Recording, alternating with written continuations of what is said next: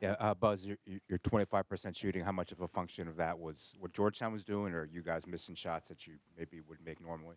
Yeah, I will always give credit to the opponent in every possible way. I thought they were physical from start to finish. We didn't handle their physicality very well. Uh, 42% of our shots were in the charge circle, and we made 33% of them. And so we have to finish at a higher rate, regardless of the shot, but particularly when you're that close to the rim. We got fouled at a high rate, which was encouraging. We did a good job making free throws, but categorically, the rest of our shot diet was good. Um, but other than free throws, we just didn't shoot them at a high percentage. And so Georgetown can play at all times defense except when we're shooting free throws. So I'll give them credit. And their 30 points in the paint, emphasis on that, to not let them touch the paint, or kind of how were they able to Yeah, in many respects, um, we got to the paint and didn't finish. They got to the paint sometimes in a different way, whether it was off the pass or off the bounce. But we got to the paint or to the charge circle, shots attempted in the charge circle 42% of the time, and they were 49% of the time, which is too high of a percentage. Too high of a percentage. Hey, Coach. Yesterday you mentioned defending without fouling. You opened the game with 3 fouls to begin the game. Can you just give your thoughts on the opener? Yeah, I don't know exactly why that was stirring in my heart as much as it was. I mentioned it to our team on um, Thursday. Can we play to get fouled? Because I think that's going to be important relative to our roster makeup. Um, and then can we defend without fouling? We always, like all coaches, we want to make more than they attempt. We made 30 free throws. Statistically speaking, if that's the only stat you knew, you would think that it would be a really close game, if not a win. 50% of our points came from the free throw line. So we do need to get fouled, but we have to defend without fouling. And to your question, to start the game, it's 11-2, timeout Maryland. Change the players to start the second half, and it's 2-10, Georgetown again. So in those two 8-minute segments, or two 4-minute segments, the game was 21-2 Hoyas. And so we fouled too much, and we didn't get fouled. And I think that only time will tell. I'm not a genie, but I do think that we have to defend without fouling more, and we have to play with a shot selection thought process collectively of we want the team to be in rotation, whether that's by throwing it to the post or getting it to the post off the bounce, so that we're shooting uncontested threes more and or we're getting fouled. And most fouls occur at the rim, and that's where we were fouling, and that's where we were also getting fouled. Hey, Buzz, back here. Good to see you again. Yes, sir. I can imagine tonight's not the result this group was hoping for, but what's your message to your players in terms of looking forward and moving on from this game and improving from tonight? Well, it's the first week of the season, and what we're trying to do is continue to create the right environment for them to learn, the right environment for them to develop. I think we've made some strides. I think our staff has been outstanding. We had 9 days in between our scrimmage and our exhibition, and then we had 7 days. Obviously, we follow NCAA rules relative to days off, but in real time, 7 days off from the exhibition to our first game in Baltimore. I think our guys are beginning to understand what we're trying to accomplish. And instead of it being my opinion all the time, I've tried to, as we're laying the building blocks foundationally, like he just asked on, can we defend without fouling?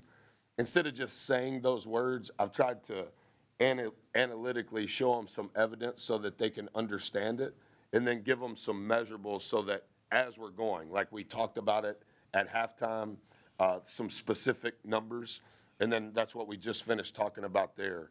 So I think there's been some growth, The environment was incredible. The student section, the genre of people that were here, regardless of season ticket holders or because they were excited about the rival game, we're grateful. I just didn't think that from start to finish we competed with the edge that you have to have, but I do think that we've made some strides. You can't play 32 minutes of many college games that we're going to play and have a chance to win. But removing the first 4 minutes, if you could, from each half, it was a different game. And so we've got to figure out maybe how we warm up, maybe what I say or don't say, because what I said pregame didn't work, and what I said at halftime didn't work. And so I think the consistency of our competitive stamina, physically, mentally, and emotionally, we have to continue to accrue more consistency. Coach, maybe it was asked before, but are you looking to continue this rivalry or relationship further on? Can we expect to see Georgetown, Maryland versus Maryland? Can we expect to see that year after year now? I probably can't answer it as the new guy. I'm not exactly sure why there were decades of not playing, but I love Coach. Obviously, I've known Coach for a long time, and he's in year 3 of what he's building. We're in week 1. I understand the importance of it. I don't have a problem with it, but for me to say it's done, I don't really know how this game even was created. Did we play at Georgetown last year? No. Can I hop in? Sure. So this is the first of a 4-game series, Tom. There you go. So we play Okay. That's why I didn't want to answer it, because I knew I'd Okay. say something Okay. wrong. There you go. All right. It will continue. All right. Thank you, John. No problem. Marcus. Hey, Coach. I know fast break points isn't always an indicator of pace, but you only had 4. Do you think that this particular roster needs easier baskets in transition to get it to where you want it to be? Yeah, I think the problem specific to tonight, yes, sir. I don't know that you will categorize us as a fast team. I think tonight our transition volume rate was in the mid-20s. We're probably a low 30 team in truth. Our problem tonight was they were putting so much pressure on the rim that we've got 4 guys down there trying to figure out how not to let them get a layup. We didn't do it very well. And so that is going to slow your pace going the other way. And the other thing from just a thought process relative to pace. So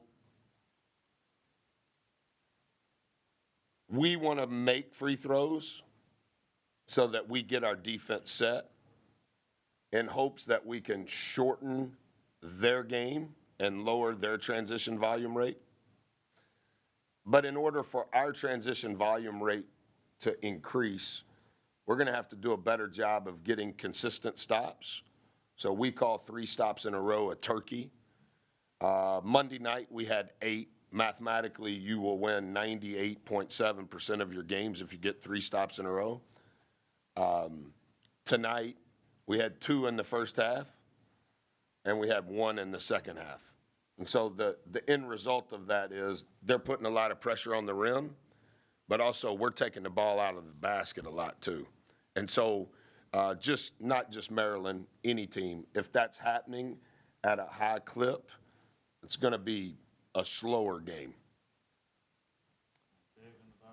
Buzz, the comeback 26-13 run you guys went on in the second half, what do you feel keyed that, and how encouraging was it to see that when things were bad? I thought I understand that we will be judged in accordance with the results, and I understand the importance of every home game and the success that Maryland has had. And I also understand the importance of the rivalry and the history of that rivalry. I think in that run, my answer without watching the tape is the same thing that I just mentioned to him. The reason it was 26-13 is that's when we were getting consecutive stops. And so we were able to play in a broken floor more.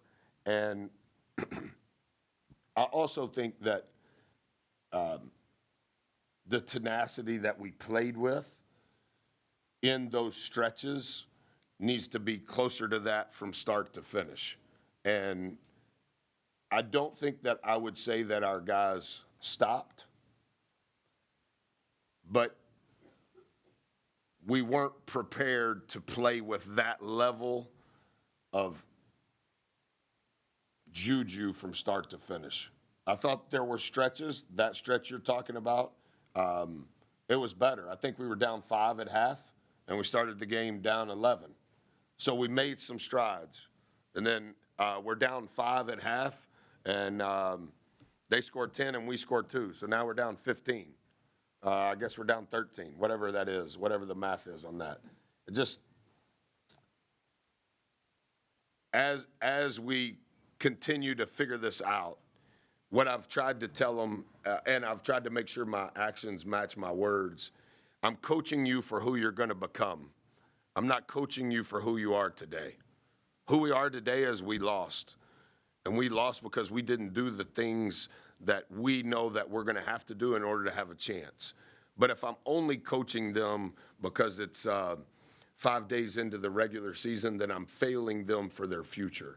And so we've got to continue to coach them and teach them and hold them accountable for where they're going to be. And sometimes that's hard to deal with, but they have received that in a very positive way. All right, 2 more questions here on the left, and then Eli. Coach, when I first encountered you, you were with Marquette, and literally I was in. How do you think I've aged? You're not as volatile as you once were. Is that positive or negative? That's a positive. But I was really I was shocked at your embrace, your early embrace of real dialed in stats. I mean, you were like an analytic guy when no one was an analytic guy. Is that a fair assessment? Yes, sir. This was before all of the analytic groups came in, and I didn't talk about numbers at the rate some coaches were at that time, and so I do a poor job. I've tried to improve. I've hired people to teach me. I watch every press conference. I take notes. I'm just not really good in this environment because my brain is fried, my emotions are out of sorts, and I try not to say things that I'll regret. But I spent an inordinate amount of time before Moneyball became Moneyball trying to figure out how can you win games. Not that I thought that I was going to be the coach at Maryland or even at Marquette. There's been a lot of people that have helped me when I didn't deserve it. But even one of the second question tonight, like our shot selection, to your point, statistically speaking, we didn't make the shots that we need to make at the rate. But if you only think about our shot diet, what percentage of our shots did we shoot in the charge circle? What percentage of shots did we shoot from 3? What percentage of shots did we shoot wood 2s? If you looked at our shot diet, all of it would be green, as in good. If you looked at the percentage, hey, 42% of our shots, we had 5 toes in the charge circle. We made 33%.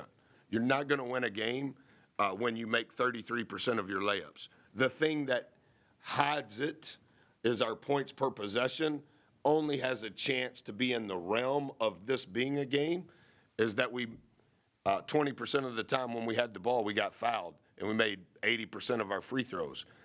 I have felt this coming. A couple of the student radio newspapers have been asking me, like, you're shooting a bunch of free throws, and I don't ever want to come across arrogant or egotistical. Yeah, we're going to have to shoot a lot of free throws. But our shot selection is red light, green light, and we kind of define what that is, and we watch other teams. Guys, is that a red light shot? Is that a green light shot? And you can now hear them, since we taught them that in practice. That was red light. That's green light. And I told Diggy yesterday, when you go to a stoplight in Jersey, do they have a red light? Yes, sir. They have a green light? Yes, sir. What's the other color? Yellow. I'm in charge of yellow. And so we're making strides. We've just got, after week 1, I think we we're trying to solve problems at a fast rate. And we have solved some problems, but the problem with the problem is we have a litany of problems.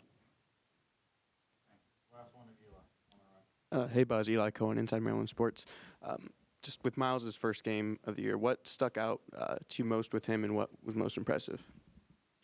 We need Miles to play, and we need Miles to play with a low turnover rate. We have a turnover rate problem. We don't need him to be 1 and 4 going the wrong way. We need him to be 4 and 1 going the right way.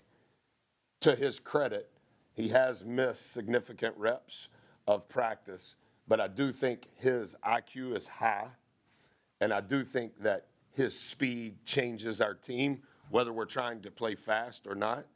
But offensively,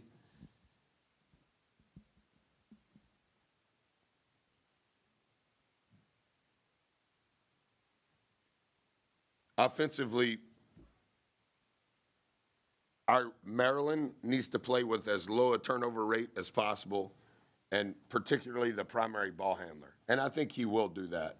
And I'm glad that he's healthy, and we need consecutive weeks of our team being healthy so that we can play 5-on-5 in practice, so that there can develop some level of yin and yang from an offensive and defensive standpoint. Thanks, everybody. How's the players? I got 2 players coming in. Thank you. You want to ask a question?